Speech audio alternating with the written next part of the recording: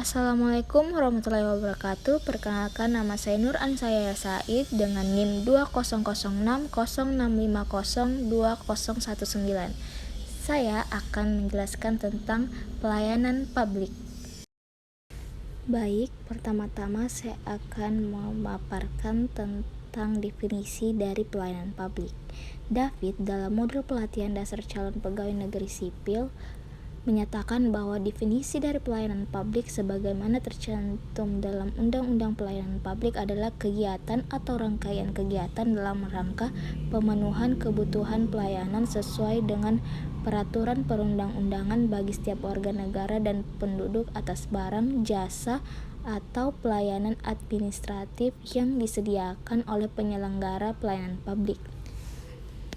Pembukaan Undang-Undang Dasar Negara Republik Indonesia tahun 1945 mengamanatkan bahwa tujuan didirikan Negara Republik Indonesia antara lain adalah untuk memajukan kesejahteraan umum dan mencerdaskan kehidupan bangsa. Amanat tersebut mengandung makna negara berkewajiban memenuhi kebutuhan setiap warga negara melalui suatu sistem pemerintahan yang mendukung terciptanya penyelenggaraan pelayanan publik yang prima dalam rangka memenuhi kebutuhan dasar dan hak sipil setiap warga negara atas barang publik, jasa publik, dan pelayanan administratif.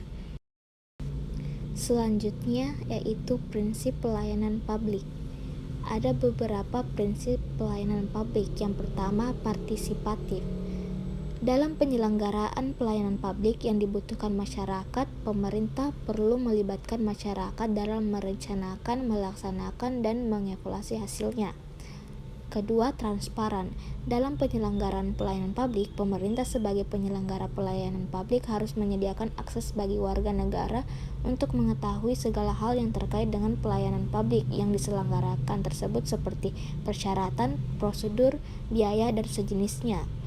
Ketiga, responsif. Dalam penyelenggaraan pelayanan publik, pemerintah wajib mendengar dan memenuhi tuntutan kebutuhan warga negaranya, tidak hanya terkait dengan bentuk dan jenis pelayanan publik yang mereka butuhkan, akan tetapi juga terkait dengan mekanisme penyelenggaraan layanan, jam pelayanan, prosedur, dan biaya penyelenggaraan pelayanan. Birokrasi wajib mendengarkan aspirasi dan keinginan masyarakat yang menduduki posisi sebagai klien. Keempat, tidak diskriminatif. Pelayanan publik yang diselenggarakan oleh pemerintah tidak boleh dibedakan antara satu warga negara dengan warga negara yang lain atas dasar perbedaan identitas warga negara seperti status sosial, pandangan politik, agama, profesi, jenis kelamin atau orientasi seksual, difabel, dan sejenisnya. Kemudian, mudah dan murah. Penyelenggaraan pelayanan publik di mana masyarakat harus memenuhi berbagai persyaratan dan membayar biaya untuk memperoleh layanan yang mereka butuhkan. Harus diterapkan prinsip mudah. Artinya, berbagai persyaratan yang dibutuhkan tersebut masuk akal dan mudah untuk dipenuhi. Murah dalam arti biaya yang dibutuhkan oleh masyarakat untuk mendapatkan layanan tersebut terjangkau oleh seluruh warga negara. Hal ini perlu ditekankan karena pelayanan publik yang diselenggarakan oleh pemerintah tidak dimaksudkan untuk mencari keuntungan, melainkan untuk memenuhi mandat konstitusi. Kemudian, efektif dan efisien.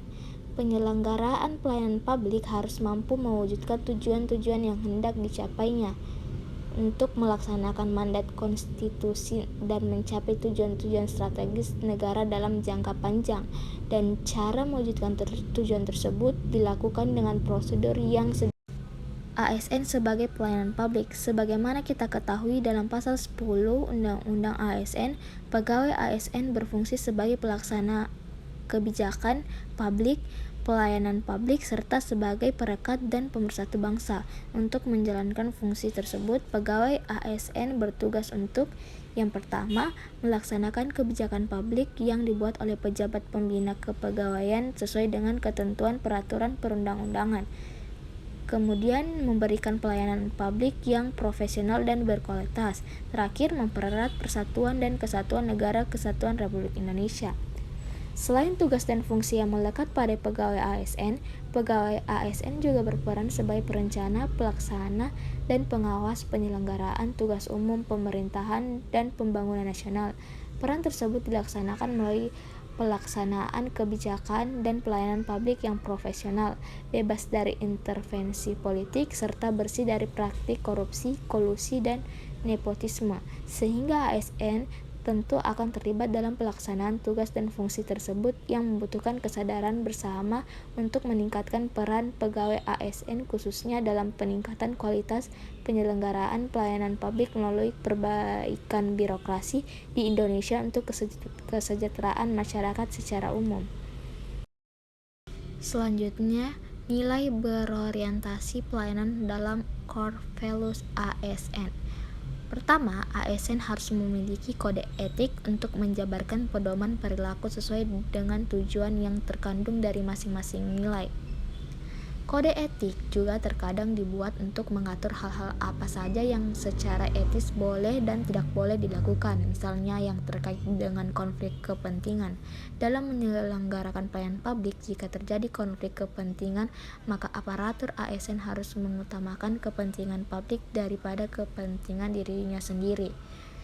Kemudian, untuk mendetailkan kode etik tersebut dapat dibentuk sebuah kode perilaku yang berisi contoh perilaku spesifik yang wajib dan tidak boleh dilakukan oleh pegawai ASN sebagai interpretasi dari kode etik tersebut.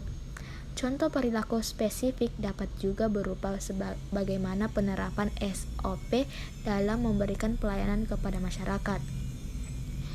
Dan yang terakhir, pegawai ASN harus menerapkan budaya pelayanan dan menjadikan prinsip melayani sebagai suatu kebanggaan. Munculnya rasa kebanggaan dalam memberikan pelayanan akan menjadi modal dalam melaksanakan pekerjaan. Kebanggaan memberikan pelayanan terbaik membantu kita memberikan hasil optimal dalam melaksanakan tugas pelayanan. Prinsip melayani juga menjadi dasar dan perlu diatur dengan prosedur yang jelas. Baik, sekian dari penjelasan saya tentang pelayanan publik dan ASN sebagai pelayanan publik. Kedepan diharapkan nilai berorientasi pelayanan tersebut dapat menjadi paradigma ASN dalam melaksanakan tugas fungsi jabatannya, termasuk dalam tugas pelayanan, agar mendasari bagaimana ASN bersikap dan berperilaku yang secara langsung akan berdampak pada tujuan unit kerja pada khususnya dan cita-cita organisasi pada umumnya, yakni menghasilkan birokrasi yang profesional. Alasan lain yang mendasari pentingnya nilai berorientasi pelayanan bagi seorang ASN adalah untuk menghasilkan suatu paradigma berpikir bahwa ASN harus seoptimal mungkin memberikan pelayanan prima kepada masyarakat, sehingga diharapkan ada perubahan mindset yang mempengaruhi ASN dalam bersikap dan menghasilkan output atau outcome atas perubahan mindset atau paradigma dan perubahan sikap tersebut. Baik atau buruknya kualitas pelayanan publik di Indonesia secara nyata akan tercermin juga kepada hasilnya. Baik, sekian dari saya. Wassalamualaikum warahmatullahi wabarakatuh.